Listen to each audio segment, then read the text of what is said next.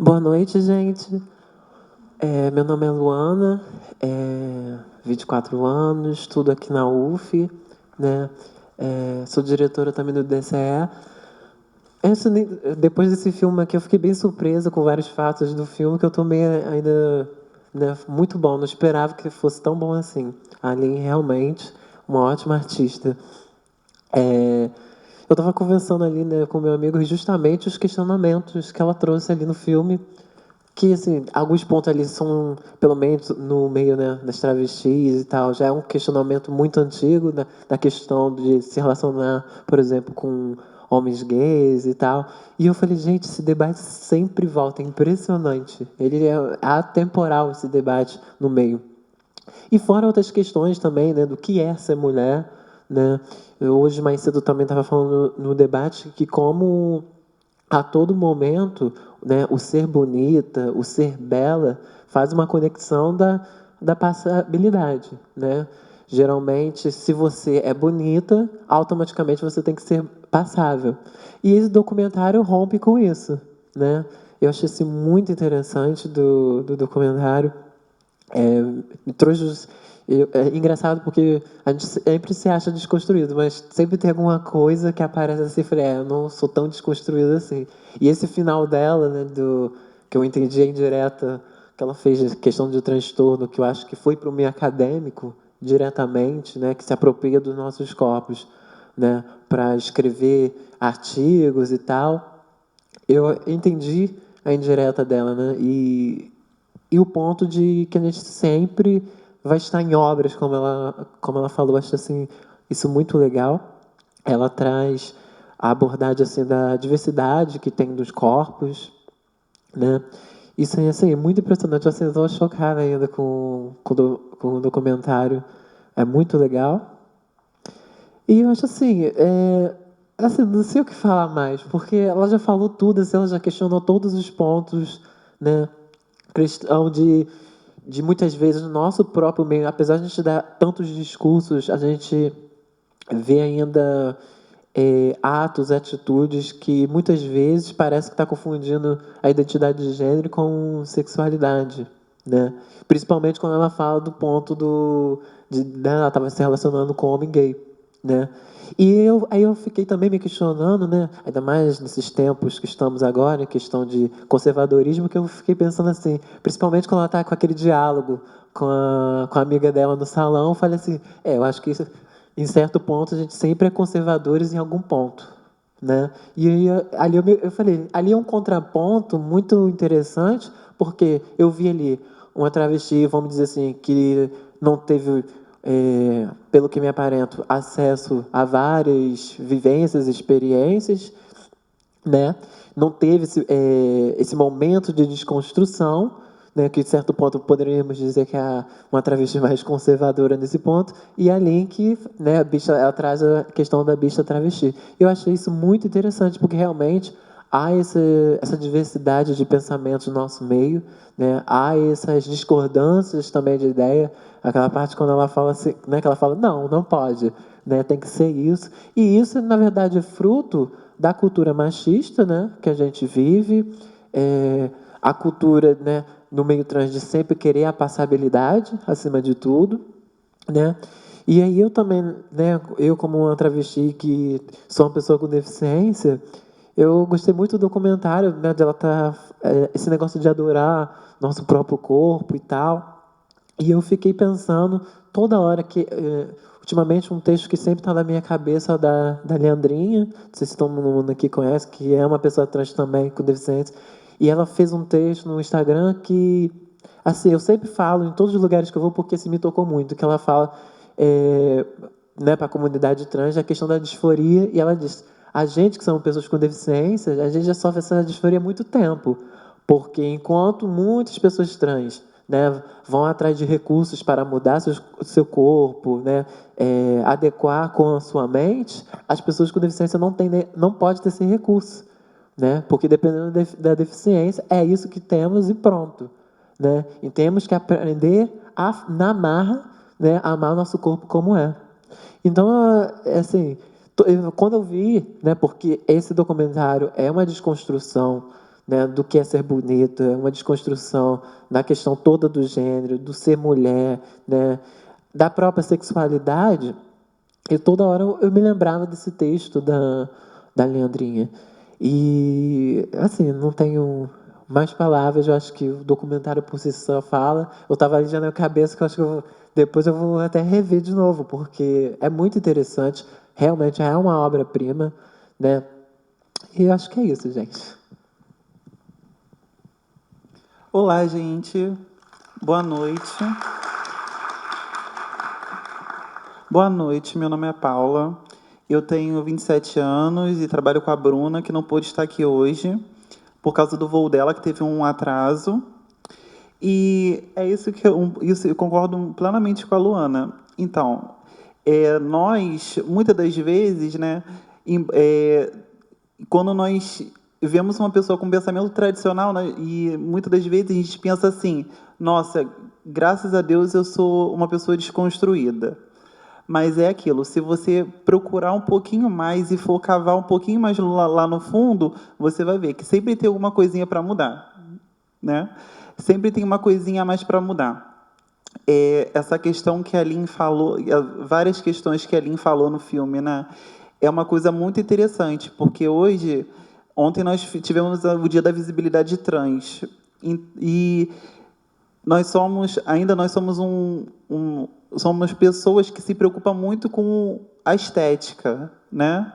Nós nos preocupamos ainda muito com a estética. Ah, quem tem o corpo mais bonito, você para ser uma trans, você tem que ter um corpo bonito, um corpo feito, tem que ter peito, tem que ter o cabelo grande, tem que ter a pele bonita, e é aquilo. Muitas das vezes a gente se preocupa com a estética e esquece de outras coisas, como o autocuidado, sabe? O cuidado próprio, que às vezes ele é muito importante. E quando a Aline fala que ela se ama, é aquilo que você para e pensa: nossa, às vezes eu estou tão preocupada com o meu corpo, o que vão pensar de mim, a questão da passabilidade e tudo mais, que eu esqueço do que é mais importante, que é o que eu sou por dentro. Eu vou citar um trechinho do meu livro que tem muito a ver com o que a Lin falou sobre essa questão do amor próprio. Porque, por exemplo, embora ela não tenha entrado tanto na questão do relacionamento, é uma questão que, muitas das vezes, não só pessoas trans, mas pessoas cis também, é uma coisa que acaba minando o nosso amor próprio também. A frase é o seguinte, o trechinho é o seguinte: o amor, quando ele é recíproco, ele é lindo, mas o amor próprio, quando é bem cultivado, pode ser muito melhor. É aquilo, sabe, gente? Porque a gente não... É aquilo, como é que a gente vai amar uma pessoa se a gente não se ama primeiro? E é aquela questão também, a gente está sempre ali... a gente está sempre ali... se eu sou uma mulher, e se eu me entendo como uma mulher, eu sou uma mulher. Eu não preciso ter peito, não preciso ter bunda, porque é que muitas das vezes todo mundo quer estar bem com o seu corpo, mas é aquilo. Você não coloca o peito muitas das vezes para você. Você coloca para amiga, para inimiga achar que você, nossa, ela tem peito, então eu vou reconhecer ela como uma mulher, sabe? Eu achei muito interessante todas as críticas que ela fez, porque são críticas realmente necessárias, sabe? E principalmente eu conhecia a Linha assim de nome, sabe? E tinha visto algumas cenas dela na segunda chamada, mas a pessoa Lin, assim, eu fiquei realmente chocada, sabe? Porque muitas das vezes nós somos pessoas as pessoas trans foram invisibilizadas por muitos anos. Hoje em dia que nós temos nosso espaço, e por isso que é importante nós estarmos ocupando esses espaços e falando sobre essas questões. Antes, vocês jamais veriam uma pessoa trans no auditório de uma universidade, depois de passar um filme sobre uma trans, né, falando para pessoas e podendo responder perguntas, trazer informações e esclarecimento. Quando eu vi o título do filme, eu falei assim, gente, bicha travesti, como é que ela consegue ser bicha e travesti ao mesmo tempo? Eu realmente fiquei bem curiosa. Falei, gente, eu tenho que ver esse filme, porque eu quero saber como é que ela consegue ser bicha e travesti ao mesmo tempo. E quando ela foi falando, eu falei, realmente. Porque é aquilo. Muitas das vezes, voltamos mais uma vez para a questão da passabilidade. Muitas das vezes, você consegue chegar no ponto que você quis. Você é uma mulher perfeita, né, do jeito que você quis. Só que você esqueceu a bicha que você foi lá atrás, sabe? Você esqueceu, porque para você ser a mulher que você é hoje, você teve que passar pela bicha, sabe? Ela foi a ponte para você chegar. Você não chegou assim. Crianças trans existem, mas é aquilo. Muitas das vezes a pessoa só descobre muito tempo depois que é uma pessoa trans. E, e muitas das vezes a pessoa fala assim, a pessoa quando não tem informação fala assim, eu não sei o que é transexualidade, eu se identifico com uma pessoa gay. E depois ela vai vendo que ela precisa de mais. Fala assim, pronto, eu ainda não estou satisfeito. Eu cheguei nesse ponto, mas ainda não estou satisfeito. Eu ainda não me encontrei. Não é isso que eu sou. E é aquilo. Fica para nossa reflexão, porque quanto mais vocês puderem assistir o filme, vocês assistam, porque eu achei o filme maravilhoso e assistiria 1000 vezes. Obrigado, gente.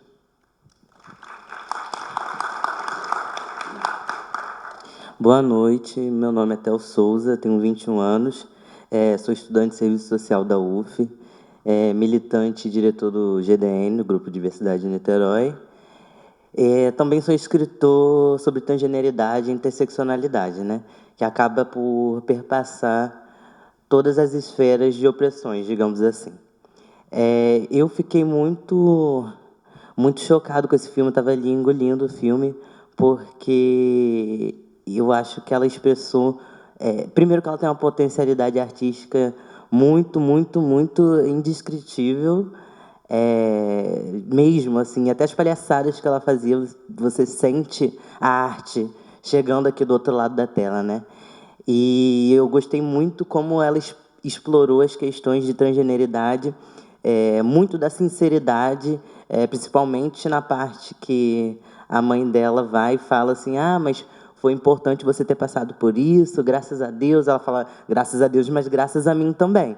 Mas também a gente tem que ter comida, é o básico a gente ter comida. Então, eu gostei dessa não banalização da pobreza. É muito bom ter pessoas que tenham esse pensamento, porque entre a gente, muitas vezes a gente deixa passar e fala, não, é isso, sabe? Ainda bem que eu passei por isso, não sei o quê, mas tem coisas que não é assim, né? E eu gostei como ela explorou a questão da identidade de gênero e do corpo, porque eu leio, eu tenho lido bastante Paul Preciado, que é um autor transgênero, e ele fala bastante, tem um livro, Manifesto Contrasexual, ele fala bastante sobre formas de explorar o corpo, e de transgeneridade, não só de transgeneridade, né, mas contrasexualidade. O que seria a contrasexualidade? E contra esse rumo cis heteronormativo, não em contra assim, também em contra de ter um embate, mas assim, por exemplo, corpos trans que já vão contra isso, e a Lineker falou, a Lin, na verdade, falou bastante sobre, por exemplo, as questões dela não saber muito bem se ela vai se hormonizar ou se vai botar um peito ou não. E é isso o que basicamente Paul Preciado também fala na contrasexualidade, né? E contra padrões e mesmo as questões de passabilidade e tudo mais, ela é uma mulher, e ela fala isso nas músicas, ela é uma mulher de pau, ela mulher de um peito só. Essa desconstrução é a contrasexualidade, né? E isso é muito interessante, porque esse é o caminho, né? Não da padronização e de colocar todo mundo numa caixa, porque a cisgeneridade, primeiro, que ela não é natural e acaba por ser excludente, porque existem pessoas, por exemplo, intersexo, e aí é uma coisa que eu gosto muito de falar, para refutar logo essa questão até mesmo de passabilidade, sabe? Porque não existe rosto feminino, rosto masculino, obviamente que existe um binarismo de gênero em que as pessoas fazem uma leitura social de você de acordo com esse binarismo. Mas, na realidade, gente, isso é um delírio coletivo, porque a intersexualidade mesmo ela mostra que existem pessoas que podem ter feições ditas masculinas ou femininas ao mesmo tempo, ou genitais ditos masculinos ou femininos, internos ou externos ao mesmo tempo, e que isso já comprova que a cisgeneridade não é natural. Acontece, sim, uma mutilação compulsória das pessoas intersexo, e aí, no caso, o que se torna compulsório é a cis-heteronormatividade. É por isso que eu gosto muito de debater e falar sobre a contrassexualidade, e por isso que eu trouxe isso aqui hoje, porque é muito interessante, cada vez que a gente quebra essas barreiras, cada vez que a gente se desconstrói e quebra tabus, por exemplo, com esse filme também que ela mostrou, ela pelada, ela mostrou o corpo dela, e para muita gente pode parecer promíscuo, mas, assim, é corpo, sabe? É isso que a gente tem que quebrar, com essas barreiras dos binários, as barreiras dos tabus, e eu achei muito interessante esse filme por isso. Dá para a gente fazer esse diálogo que acaba sendo acadêmico e que provavelmente ela nem pensou nisso, mas a arte dela, a forma com que ela falou de si mesma, porque ali dava para ver que ela estava falando da vivência dela, sabe? E isso logo me veio à mente, sabe? Um debate que é acadêmico e que tem que ser não só acadêmico, eu sempre falo que isso deveria dar... no ensino fundamental, a gente já devia aprender sobre gênero e sexualidade, porque assim a gente não estaria sofrendo várias questões dentro do meio da saúde mesmo, que, por exemplo, eu fui apresentar uma mesa no Antônio Pedro, que muitos médicos não sabem lidar com corpos trans, ginecologistas, urologistas, não sabem lidar com corpos trans, e como que a gente vai sobreviver, né, sem ir ao médico? Muitas vezes a gente evita. Então, esses debates sobre corpos e essa desmistificação sobre os corpos e as sexualidades, tanto é que ela trouxe um debate, como a Luana falou, dela estar se relacionando com um cara que, a princípio, é gay, mas, assim, se ele está se relacionando com uma mulher, a partir disso, ele já vai se questionar. E é isso que a gente tem que fazer, se questionar a todo tempo, porque as coisas não são engessadas, o binário, as coisas vão muito além do binário, de corpos binários, de feições ditas masculinas ou femininas, e que muitas vezes a gente vai... E eu fiz até um post sobre isso outro dia, falando justamente sobre o Dia da Visibilidade Trans, que foi ontem, e que houve muitas comemorações, pelo menos das partes das pessoas trans na internet e tudo mais, fiquei muito contente, mas que na rua ouvi pronomes errados o tempo inteiro, e as pessoas, por mais que algumas, até do meio LGBT, soubessem que era o Dia da Visibilidade Trans, acabam por deixar despercebido ou não corrigir um amiguinho que trata o outro pelo pronome errado. E é isso que está faltando, né? Esse debate sobre o corpo, sobre a fluidez dos corpos, das identidades, das sexualidades e afeto, né? Afeto para com as pessoas trans. E aí veio uma pessoa e disse assim, mas muitas vezes, falando assim mesmo, de uma forma bem esdrúxula, muitas vezes, como que uma pessoa vai saber diferenciar nós, homens trans, de uma sapatona? Aí eu falo, só perguntar. Perguntar não dói, né? Pelo que eu saiba. Só perguntar qual gênero qual pronome você prefere ser tratado. Mas muitas das vezes, mesmo quando a gente já chega falando, igual no caso ali que é da Jupe, muitas vezes quando a gente chega falando, olha, eu quero ser tratado por esse pronome, a pessoa se faz de maluca e não trata. Muitas vezes todo mundo me trata como Theo, todo mundo conhece, estou numa roda de amigos, todo mundo me chamando de Theo, vem uma pessoa chama de ela. Então, eu acho que falta a gente prestar atenção de fato, não é só ouvir e sair pelo outro ouvido, é prestar atenção nessa desconstrução, sabe? E não é ter essa resistência ao novo, não é um novo, né? É o que foi escondido todo esse tempo, é o que é o tempo todo cessado, né? A gente não tem essa resistência, a gente procurar saber, porque, assim, eu fiquei imaginando pessoas até desculpe se tem alguém bolsonarista aqui, mas eu imaginei pessoas conservadoras assistindo esse filme e pensando, ah lá, que travesti promíscua e que não sei o quê. E que, assim, tem debates assim, de pessoas trans na academia, fora da academia sobre isso. A gente precisa normalizar nossos corpos, a gente precisa normalizar o afeto para com as pessoas trans, intersexo, que eu sempre vou bater nessa tecla de pessoas intersexo, porque essas pessoas são muito invisibilizadas, e eu acho que o exemplo de corpos intersexo é essencial para a gente desmistificar esse padrão de corpos binários, essa questão da passabilidade, que até estava em outra mesa, e eu gostei muito que o Leonardo, que é um homem trans, que puxou o movimento trans masculino, principalmente trans negro, que ele falou de leitura social. Porque a gente não tem essa passabilidade, porque o tempo todo vão ver, ah, mas o seu rosto é feminino, sabe? Ah, mas o seu rosto é masculino, por mais que você se hormonize ou não. Teve um caso de uma mulher trans, muito famosa, recentemente, que ela foi tirada do armário porque o empresário dela falou para todo mundo que ela era trans, e, enfim, a menina super passável, entre aspas, porque ela se hormonizava e tem uma vida meio elitizada. Então, assim, não tem isso da passibilidade, é uma leitura social que vão te ler, às vezes, em um momento, como me leem, às vezes como homem, às vezes como mulher, e a gente tem que desmistificar isso, gente. Não existe rosto feminino, rosto masculino, existem corpos, pessoas, qualquer coisa é só perguntar, e respeito acima de tudo, né, que eu acho que é essencial.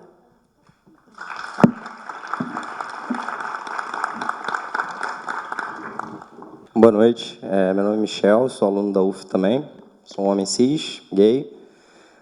Queria fazer um comentário que eu acho que atravessa as falas, então gosto muito do Paul Preciado também.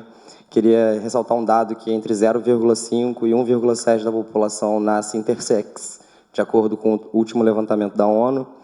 E o que acontece é que é feito um mapeamento genético, então se a criança nasce com um cromossomo XX, porém, se nasce com um micropênis, é uma escolha entre o obstetra e a família, talvez, se criar o bebê como mulher para que tenha uma vida sexual mais satisfatória. Então, sim, é muito necessário a pauta do intersex. E eu acho que a Lin, ela trouxe isso no documentário de uma forma simples, porém muito objetiva, que a tese do Paul Preciado, ele nos ressexualiza a partir do cu.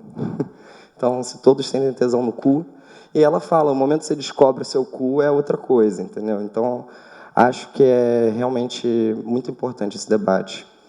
E eu acho que o filme, ele realmente não vem para dar muita resposta, eu acho que ele vem para confundir, para ele tipo, questionar, para você não entender, não é que não entender, mas é para você não sair daqui com respostas, para você sair daqui com perguntas. E, de alguma forma, o que eu percebo assim como a Paula mencionou, a coragem de usar bicha travesti, porque parece que você mobilizar as diferentes letrinhas do LGBTQIA+, entre a questão do queer, travesti, trans, o quanto essas identidades elas estão mescladas e como elas também passam por uma questão de uma infância que você se enxerga de tal forma que você não sabe que existe, assim.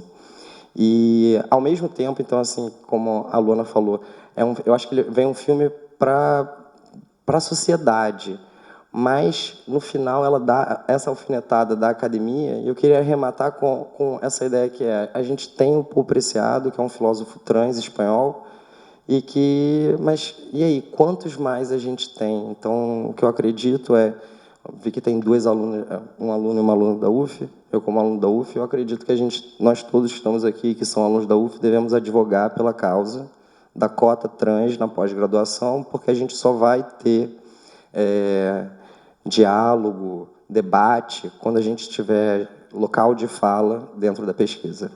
Obrigado.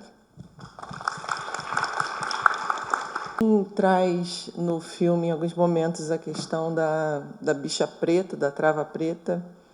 E aí eu queria que, enfim, a mesa, se puder, comentar um pouco sobre isso. O Theo, eu acho que tem um lugar de fala bem próprio, né? Mas eu acho que todos que quiserem comentar sobre essa questão da questão, como se diz, transversal, né? De gênero, de raça, de sexualidade, enfim, todas essas mesclas. Se vocês puderem comentar um pouco, de repente relacionar com o filme, com as suas vivências. É complicado porque eu estava até num encontro de pessoas trans negras recentemente, lá no Rio de Janeiro, no Grupo Arco-Íris, com o Cláudio Nascimento, do Rio Sem Homofobia, que agora vai ser Rio Sem LGBTfobia, se não me engano. E, assim, são especificidades que acabam por ser bem violentas. Assim, a gente... assim, 80% das pessoas trans que são assassinadas são negras. Tenho muitas questões, muitos recortes de classe que a gente pode fazer também a partir da raça, em que a gente estava até debatendo isso, que provavelmente a maioria das pessoas trans que estão na prostituição são negras, a maioria que é violentada dentro desse meio são negras. A ANTRA, que trouxe esse dado de 80% das pessoas trans são assassinadas serem negras também, e é muito importante os dados da ANTRA sobre assassinato de pessoas trans, é muito importante dar essa credibilidade, esse valor para o trabalho da ANTRA, e eles também fazem esse recorte de raça. Então, quando a gente é uma pessoa trans negra, automaticamente, não automaticamente, porque existem pessoas negras mais elitizadas e tudo mais, mas a gente percebe uma vulnerabilidade maior, principalmente na questão da hormonização, e que isso... porque, assim, hormonização não é barato, é caro e perpassa várias questões, assim... se você toma um hormônio, por exemplo, no caso dos homens trans, identidades trans masculinas, que se hormonizam, você toma um hormônio que é agressivo, o mais barato são os agressivos, os mais indicados são cerca de R$300. O mais indicado, que vai agredir menos o organismo, que a pessoa vai tomar de 3 em 3 meses. Então, imagina que pessoas transnegras vão ter acesso a esse tipo de medicamento. Aos espaços de saúde em geral, já é muito difícil para as pessoas trans, brancas ou negras, só que para pessoas negras, mais ainda, porque existe muita invisibilização, e isso tanto dentro da esfera midiática quanto fora, invisibilização dos corpos transnegros, de mulheres transnegras, de homens transnegros. Então, também tem aquilo que a gente debateu muito na mesa, que é uma diferenciação que as pessoas acabam fazendo de mulher trans para travesti. E aí, travesti é um termo que é mais marginalizado, e aí, geralmente, é referente àquela mulher trans negra que está ali na esquina, se prostituindo, e não que o trabalho dela seja menos válido, mas as pessoas entendem esse termo como um termo promíscuo. E, muitas vezes, as mulheres trans, esse debate também estava tendo, muitas vezes elas têm medo, as mulheres trans negras, ou brancas mesmo, têm medo de falar, sou travesti. E esse termo, hoje em dia, ele é ressignificado e é muitas vezes utilizado, principalmente pela Eloá também, que é uma militante transnegra aqui de Niterói, do GDN também, usar esse termo para ressignificar. E o que ela trouxe, por exemplo? Ela é uma mulher transnegra que ela tem uma visão mais higienizada. O que seria higienizada? A gente percebe que as questões de raça... Por exemplo, se você tiver um black... você vai ser mais invisibilizado, mais silenciado do que uma pessoa negra que tiver com cabelo liso. Então, são essas as características da higienização. É cada vez tornar uma pessoa, ou respeitar uma pessoa, cada vez que ela for mais embranquecida, sabe? Quanto mais signos da branquitude e da cisgeneridade também, porque as questões de raça e gênero estão interligadas, são opressões interligadas, e sobre isso que fala a interseccionalidade. Então, vai ser muito mais violento. Então, muitas vezes, a gente... e aí, relacionando a um livro a obra do Fanon, que é um autor negro, que ele fala sobre peles negras, máscaras brancas, em que um determinado povo da África usa signos da branquitude, como cabelo alisado, para poder ser mais respeitado, ser mais aceito na sociedade. Então, isso perpassa a vivência das pessoas trans. Quanto mais escuro você for, quanto mais cabelo black você tiver, quanto mais signos da negritude você tiver, mais marginalizado você vai ser. E isso, assim, tem dados sobre isso. Isso é um fato. E aí, a Eloá, que ela tem um cabelo, muitas vezes, que ela usa de uma forma mais higienizada, alisada, e que muitas vezes ela é vista como uma mulher trans higienizada, diferente daquelas que estão na prostituição. Ela faz questão de usar esse termo para dizer, não, eu sou uma mulher, eu sou uma travesti, todo mundo deve ser respeitado, e a Bruna também, por exemplo, ela usa muito esse termo, porque é isso, quando a gente entra nos espaços, a gente tem que, além de ocupar, fazer com que normalizem nossos espaços, por questão de permanência também, porque não adianta nada ter aquela cota, né, só para poder aparecer. Então, muitas vezes, teve até uma pergunta que foi, mas eu sou, uma pergunta de uma menina cis, caso possa surgir, já vou sanar, que ela falou, mas eu sou uma menina cis, negra, ela tinha um cabelo cortado, black, crespo.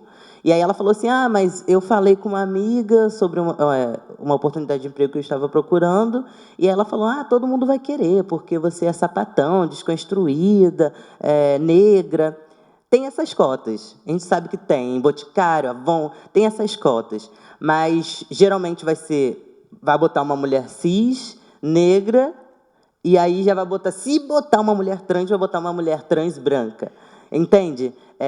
Tem essa cota para que entendam que a empresa é LGBT friendly, como dizem, como muitas vezes tem esse selo de empresa LGBT friendly, para ter essa cota, para reconfigurações do capitalismo mesmo, para lucrar de diversas formas, mas a gente tem que saber também identificar essas questões de raça, saber ter esse senso e pesquisar também através, a partir das mesas que a gente vai, a partir das coisas que dos conhecimentos que a gente vai adquirindo.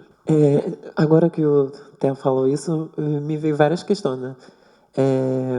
Essa questão da passabilidade, né, que você estava falando do capitalismo se apoderar, eu não sei aqui vocês, não sei nem vocês também, mas ontem, né, eu achei que foi o primeiro de 29 que mais o capitalismo se apoderou. Porque o que apareceu no meu Facebook de propaganda, né, usando inclusive... E isso que você falou, né, de pegar, e aí quando pega aquela mulher trans branca, aconteceu isso, né? Uma empresa botou a Tiesa, né, é uma menina passável, branca, e tipo assim, ali qual é a impressão que eu tive? A empresa queria chocar. Olha, gente, isso aqui é uma menina. Olha, sabe? Então, e eu fico passado com essas questões.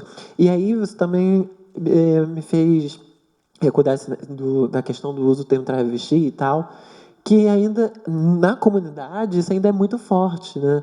Porque vira e mexe, né? E isso eu vejo muito né, das meninas que são garotas de programa. Por quê? Eu tenho várias amigas, né? E toda vez eu percebo que elas nunca falam que é travesti. Né? Eu sempre percebi. E não é só ela, não. Fora também. Né? Sempre fala, sou mulher trans. Né? Para você ver como está marginalizado. Você falou daquele negócio, tem pessoas negras que alisam o cabelo para ser aceitável. E no meio trans, usa o termo trans porque é mais, né, vamos dizer assim, tá na moda usar esse termo trans, né? Ninguém quer falar travesti. Isso é bom até que a Lin botou, né, bicha travesti, né, para tirar esse estigma, né, que se tem. E outra coisa que a Aline botou ali, dessa necessidade, eu tomo hormônio ou não, essa questão, você também falou agora da questão dos remédios. E aí uma pessoa trans, né, que é uma pessoa com deficiência, dependendo da deficiência, isso também, porque o que acontece? Hoje, 70% da população, né, que tem alguma deficiência são de baixa renda e até chega à extrema pobreza, né? Por isso que muitos ficam no BPC, né, que é o benefício de prestação continuada. Aí eu fico perguntando, por quê? já gasta muito, porque aqui no Brasil é muito caro ser uma pessoa com deficiência, e aí que tem que ser trans. E aí vem essa questão dos hormônios, né? E aí vem a questão, se a pessoa trans, né, gostaria de fazer, sei lá, algum tipo de cirurgia, e aí, como é que fica essa situação, né? E aí quer dizer que é menos mulher, é menos homem por causa disso? Então tem todos esses questionamentos. A outra coisa também é a prostituição, né? Muitas vai para a prostituição e tal. E a travesti, que tem algum tipo de deficiência, dependendo da deficiência, isso nem pode ser cogitado, né? Por exemplo, né? Como uma cega vai fazer prostituição assim, sem... Aí já pensou o que uma pessoa, né, com más intenções possa fazer? Né? Imagina eu correr até acontecer alguma coisa, um tiro, alguma coisa. Então, por isso que a Leandrinha, né, eu gosto muito de falar, porque ela traz umas reflexões que dentro do nosso próprio meio, né, da comunidade trans, porque todos nós temos os nossos privilégios perante a realidade de outros, né? Por exemplo, eu tenho o privilégio que minha mãe, né, hoje me dá todo amor e tal. E aquela vizinha que travesti que pode ter sido expulsa. Então, eu tenho um privilégio perante ela. E aí a Leandrinha toca nisso, que a comunidade trans ela tem que, né, além de ela invisibilizar, né, as pessoas trans que têm algum tipo de deficiência, ela não questiona que ela tem um privilégio, por exemplo, eu posso ir para São Paulo botar uma prótese, né? Dependendo daquela pessoa, né, que tem algum tipo de deficiência, que muitas vezes a maioria das pessoas com deficiência se isolam dentro né, de casa, porque depende, né, de alguma, não sei, alguma assistência, algo do tipo. E aí eu fico pensando que as pessoas trans, né, no geral, elas não estão percebendo isso, né? Por isso que no dia da parada de Niterói, né, eu tive que fazer aquela fala. E eu acho que só começou a acordar a comunidade trans, né, para esse fato quando a Leandrinha apareceu nas últimas eleições federais, né? E aí eu achei muito legal, agora eu também comecei a ver muito mais pessoas trans, né, que tem algum tipo de deficiência, e não só pessoas trans, os LGBTIs, mais no geral. E recentemente eu fui encontrar um dirigente da ONU, e eu fiquei pensando, caraca, ele tinha um artigo já, né, debatendo das pessoas com deficiências que são LGBTI+. E aqui no Brasil a realidade é muito outra, né? Basta você, por exemplo, ver os representantes hoje das pessoas com deficiência no Congresso. Eles são brancos, né? Tem a classe média, alta, vamos dizer assim, né? Porque uma delas, o pai é dono de empresas de ônibus, e assim, é totalmente fora da realidade que é da maioria das pessoas com deficiência no Brasil, que são negros, entendeu? Que recebem o BPC, entendeu? Muitos, né? Agora os números melhoraram, mas há 2, 3 anos atrás, 70% das pessoas com deficiência não terminavam nem o ensino fundamental. E engraçado que esse mesmo governo, né, que diz que vai defender as pessoas com deficiência, deu aquele discurso, né, a mulher deu aquele discurso ali, e depois ataca o conselho da pessoa com deficiência, acaba com o conselho, depois vem através da reforma da Previdência, tacar o BPC, e agora a nova é o Ministério da Educação com o Enem, né, que não respeitou a cota das pessoas com deficiência, né, cota que, se você olhar para o mercado de trabalho, e aí bate muito também com a realidade trans, porque é muito interessante, né, essa questão da intersecção das experiências, porque as pessoas com deficiência, ela vive isso, essa questão do mercado de trabalho e da educação, né? Que os ambientes que não estão preparados para receber esses corpos. E aí, quando você vê as cotas para o lado do emprego, né? Eu fico assim, abismado quando eu ouço alguém falar, mas você tem cota, você consegue emprego fácil. Só que tem uma questão. Hoje as cotas para pessoa com deficiência, elas são feitas para deixar a pessoa com deficiência na pobreza, e não para desenvolver. Por quê? O que acontece? Hoje, o que acontece? Quando você tenta entrar, né, a pessoa com deficiência tenta entrar num emprego, né, a empresa vê o quê? Ela vai ter como se fala? Esqueci a palavra. Enfim, ela não vai precisar pagar determinado imposto para o governo porque ela contratou uma pessoa com deficiência, né? E aí o que acontece? O que ele fala?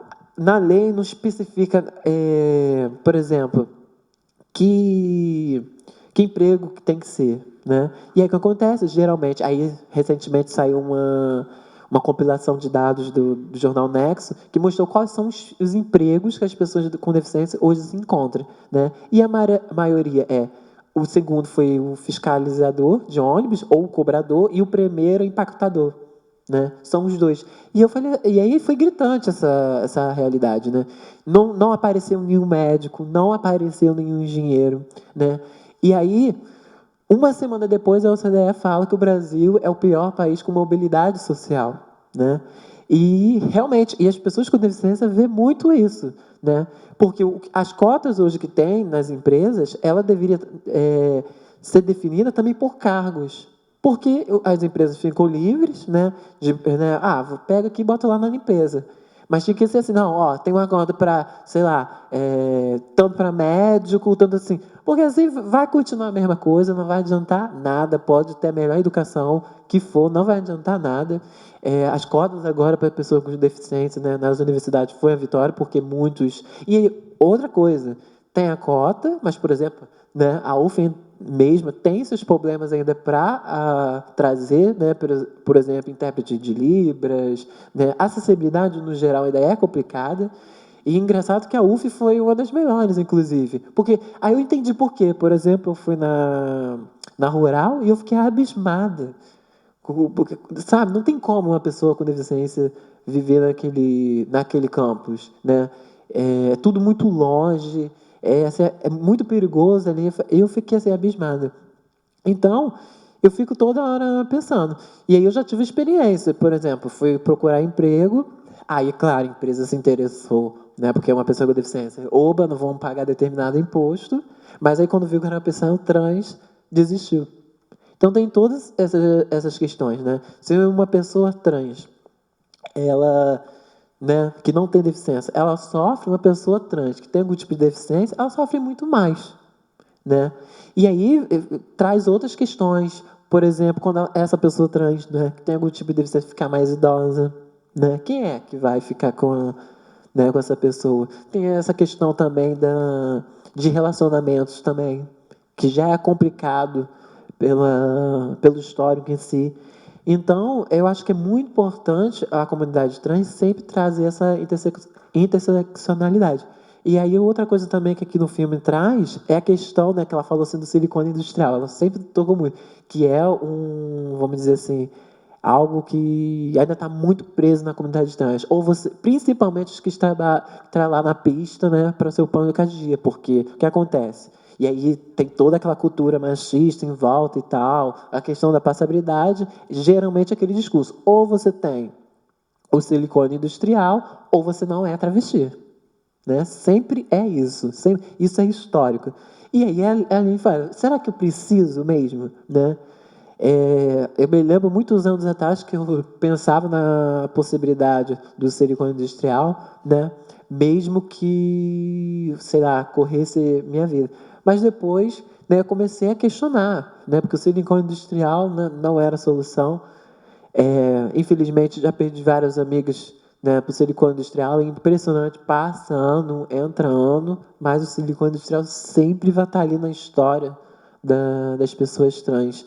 E, assim, a Aline é muito interessante porque ela traz todos esses pensamentos, toda essa desconstrução, né? E é genial. A questão sobre as travestis, né? E toda essa questão do receio que ela tem de usar o nome travesti. Eu faço o curso no Capacitrans, que é um projeto da Andréa Brasil, que é uma militante, e é um projeto que ele é pensado em pessoas LGBTs, mas o meu curso específico é para pessoas trans. Hoje de manhã nós tivemos uma roda de conversa, né, sobre a violência contra a mulher, principalmente as mulheres trans, onde nós contávamos, né, um pouco da violência que nós sofremos, né, que a violência, a pessoa não precisa só te agredir com tapa. As travestis e transexuais, elas sofrem violência psicológica, dentro e fora de casa, entendeu? E eu vi de uma mulher trans negra que ela falou assim: quando eu comecei a fazer minha transição, eu tinha receio da palavra travesti. Eu tinha receio. Por quê? Porque a palavra travesti, se você não tiver uma mente bem esclarecida, você não for buscar o significado, o contexto daquilo ali, a palavra travesti, ela vem muito carregada, ela vem com muita bagagem. A pessoa vai pegar assim, ela é uma travesti. Aí ela já liga o quê? Você como se fosse uma pessoa marginal. Se você falar assim, fulana é travesti, não se mete com ela não, porque travesti mata, travesti rouba, travesti tem AIDS. Quando a verdade não é essa. Travestis estudam, não só travestis, homens trans estudam, mulheres transexuais estudam, trabalham, o mercado de trabalho é difícil, mas mulheres trans e travestis trabalham, sim. Essa questão que a Luana também, acho que foi a Luana que falou, sobre a questão da representatividade das empresas, né? Ainda é muito pouco, porque, por exemplo, nós vemos, né, por exemplo, muitas lojas aqui, nós tivemos o Dia da Visibilidade Trans ontem. Se vocês passarem do Plaza para lá, entrarem no Plaza, vocês vão ver várias lojas com várias bandeiras LGBTs, com várias blusas com a bandeira trans, e você vai ver várias empresas no Facebook, Dia da Visibilidade Trans e tudo mais. E a responsabilidade social dessas pessoas? Né? Cadê a responsabilidade social? Você se apropriar de alguma coisa para falar, oi, eu tô aqui, ó. Eu lembrei de vocês. Amor, isso aí você não está me dizendo nada. E o que você está fazendo para essas pessoas? Essas pessoas que têm que estar na rua se prostituindo porque não têm oportunidade no mercado formal. Hoje eu ouvi de uma colega que, por exemplo, ela foi numa empresa e ela passou em tudo e por ela ser travesti não quiseram assinar a carteira dela. Dali, ela já saiu dali direto para a rua. Porque ela tinha que comer, ela tinha que vestir, sabe? Ela tinha que sobreviver. E é uma coisa que as pessoas não pensam, sabe? E o que o Theo falou dos dados da ANTRA, eu trabalho com a Bruna, levantando esses dados. Sim, a maior parte da população que morre são pessoas negras. E grande parte das pessoas trans, a média de pessoas trans expulsas de casas é 13 anos. Eu não sei vocês, eu com 13 anos eu não sabia nem cuidar de mim. Eu não sabia nem o que eu queria da minha vida. Sabe? São dados, são coisas muito preocupantes, porque é aquilo, nós temos que nos preocupar mais com o próximo, sabe? Porque minha religião não permite e eu não concordo com isso. Amor, você não tem que concordar com nada, sabe? Você tem que respeitar. O respeito, ele é muito importante. Mas eu não concordo. É a sua vida. É você que está se harmonizando, é você que está sendo feliz. Vai ser feliz, amor. Vai viver a sua vida, sabe? E a pessoa, quando ela é trans, ela sofre bastante. Agora, quando ela é trans e negra, ela sofre mais ainda. Há pessoas, por exemplo, uma pessoa trans, muitas pessoas trans, quando ela não aceita a si mesma, elas se mutilam. Você imagina uma pessoa trans e negra que ela não é aceita. O fato dela ela gostar do cabelo dela, ela ter que alisar para conseguir um emprego, é uma violência. É a mesma coisa de você pegar uma pessoa trans e falar assim, tá, você é uma pessoa trans, né, legal, mas para você trabalhar aqui, você vai ter que se vestir de homem. Já aconteceu comigo. Eu fui fazer uma entrevista para lojas americanas, não tenho medo de falar, não. Fazer lojas americanas, mas aqui nós temos um padrão, tá? Você tem que se vestir de tal jeito, o nome vai ser de tal jeito. Sabe como é que é, né? É o sistema. E as travestis estão aí, os homens trans estão aí, as mulheres transexuais estão aí, negros, brancos, lutando para romper com esse sistema e mostrar que nós merecemos, nós não somos resistência, nós somos existência. Resistência é quem se opõe a nós.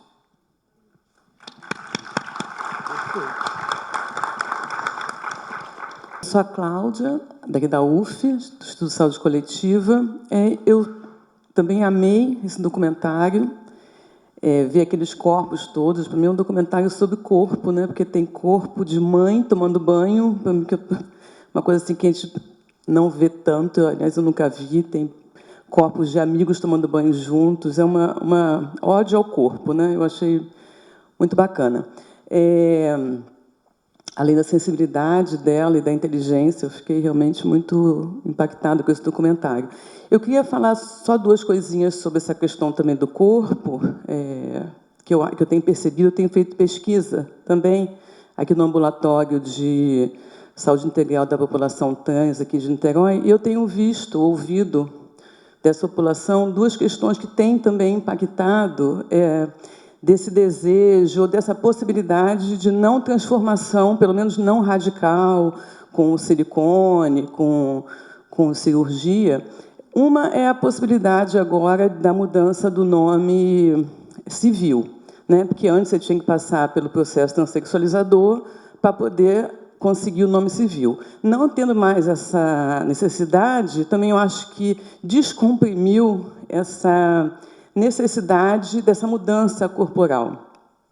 E outra, que a fila do IED não tem tamanho. A fila do Pedro Ernesto está fechada desde 2011 para as pessoas fazerem cirurgias, ou no IED, né, que é o instituto que a gente conhece aqui, que é o mais antigo e tradicional aqui do Rio de Janeiro, que você pode entrar e fazer tratamento hormonal. Aquilo, uma fila que não tem fim.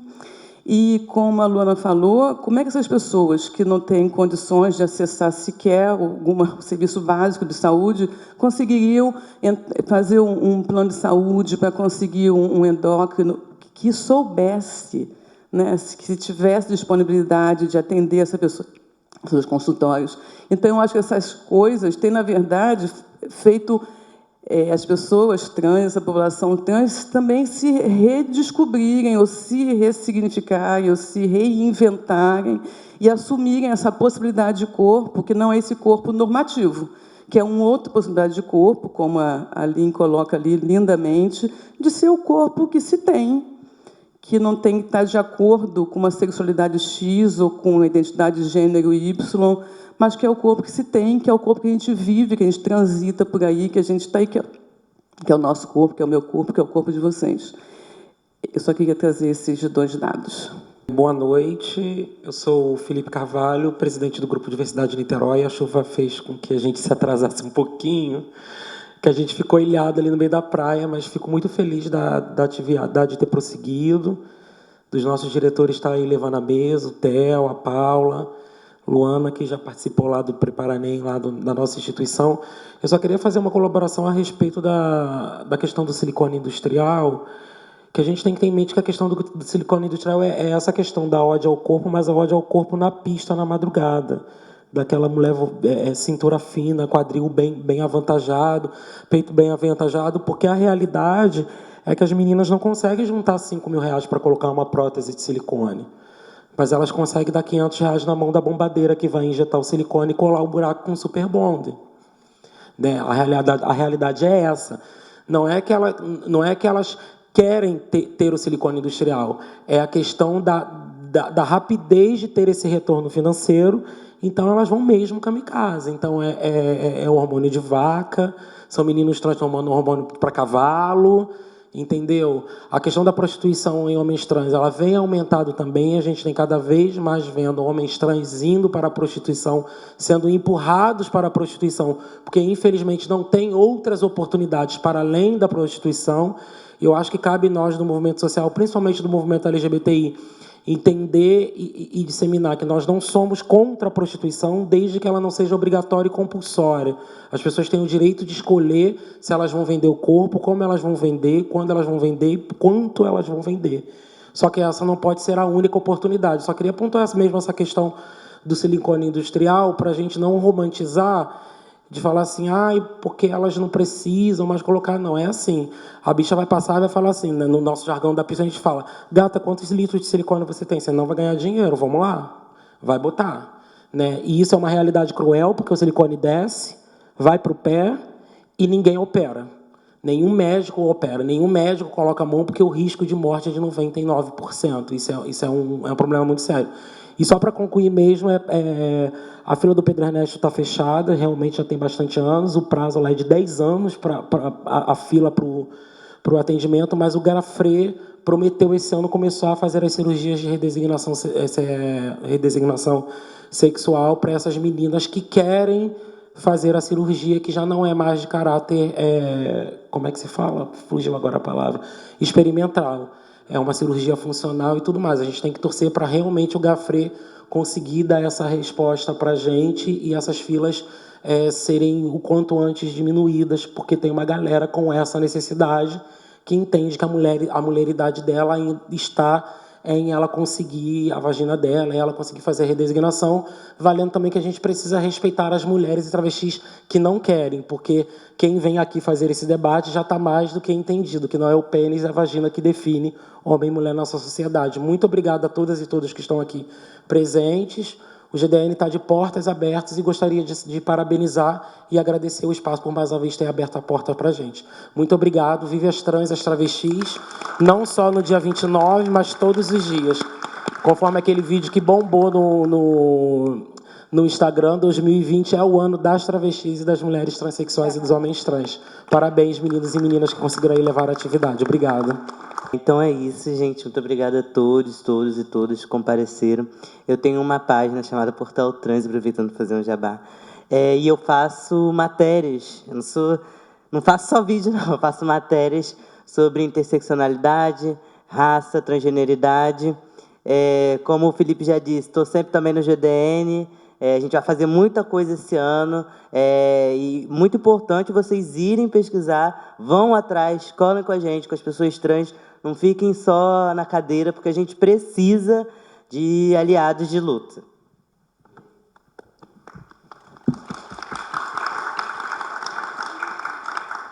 Quero agradecer também, gente. Muito obrigada a todos que vieram. E é isso, gente. Vamos apoiar a causa trans. Nós temos o Capaci Trans lá no Rio. É um projeto muito interessante, que vale muito a pena conhecer, sabe? A Andréa Brasil é uma pessoa que se esforça bastante. Aí, se vocês não quiserem apoiar um projeto, atravessar a ponte para apoiar um projeto, nós temos o Preparanem aqui em Niterói. Eu sou professora de lá. Tem muitos jovens que tem ajudado muitos jovens, inclusive a entrar na UF. O Theo e a Luana entraram graças ao Preparanem. E é isso. Mesmo que todo o apoio é bem-vindo. Todo ano nós abrimos chamada para professores, e a sede está sempre de portas abertas para receber todos, de segunda a sexta, de 2 às 8 da noite. Quando tem o Preparanem, a gente fica até um pouquinho mais tarde. E é um projeto que vale a pena conhecer, sabe? Porque são pessoas com baixa vulnerabilidade, que estão aí mostrando a que vieram, sabe? Mostrando que você não precisa fazer um cursinho caro, não criticando os cursinhos caros, tá, gente? Você não precisa fazer um cursinho caro, baixa a boa vontade e mostrar a que você veio. Fala assim, não, eu sou uma pessoa trans, eu vou me dedicar e ano que vem eu vou estar na faculdade. E é possível, nós temos 2 exemplos aqui, e é isso, gente. Muito obrigada.